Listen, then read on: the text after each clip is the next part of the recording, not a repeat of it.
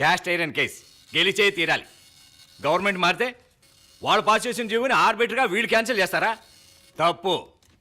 ఏ కోర్టులోనూ చెల్లదు. రేపు పొద్దున్న కోర్టుకు పోయి ఓ రిట్టు పడేసి ఆ స్టే ఆర్డర్ని వికెట్ చేయిస్తా, లేదా స్టే ఆర్డర్కే స్టే ఆర్డర్ తీసుకుందాం. ఇది నా 25 ఏళ్ల ఆశయం, 20 ఏళ్ల శ్రమ. నేను సంపాదించిందంతా ఇందులో పెట్టాను.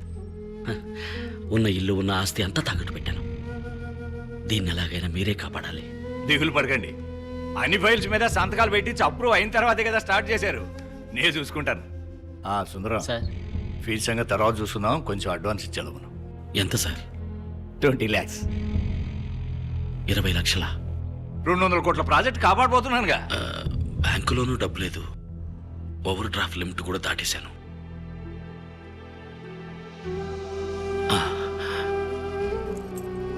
అడ్వాన్స్గా నా కారు ఉంచుకోండి. ఏంటండి ఇది ఇరకాటంలో పెట్టారే? అయ్యయ్యో, మీరేం ఫీల్ అవ్వకండి. నేనేమన్నా పుట్టేటప్పుడు కారులో పుట్టానా? చిన్న వయసులో చెప్పులు లేకుండా నడిచాను, బస్సుల్లో ప్రయాణించాను. మీరు ఈ కేసు గెలిపించండి, అచ్చాలు తీసుకోండి.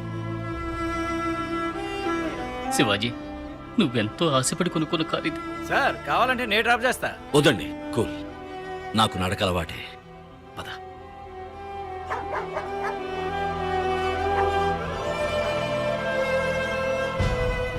మీరు శివాజీ ఫౌండేషన్ స్టార్ట్ చేసే ముందు అన్ని ప్రభుత్వ శాఖలు అనుమతి నిరాకరించింది నిజమేనా? నిజమేనండి.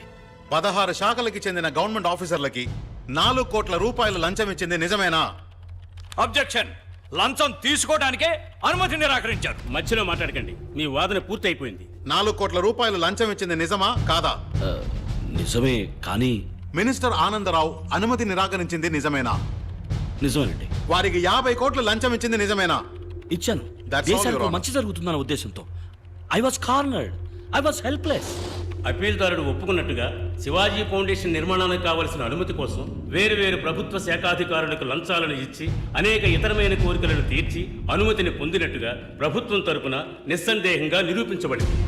కనుక శివాజీ గారి యూనివర్సిటీ కట్టడాన్ని రద్దు చేయడం చట్ట ప్రకారం న్యాయమే.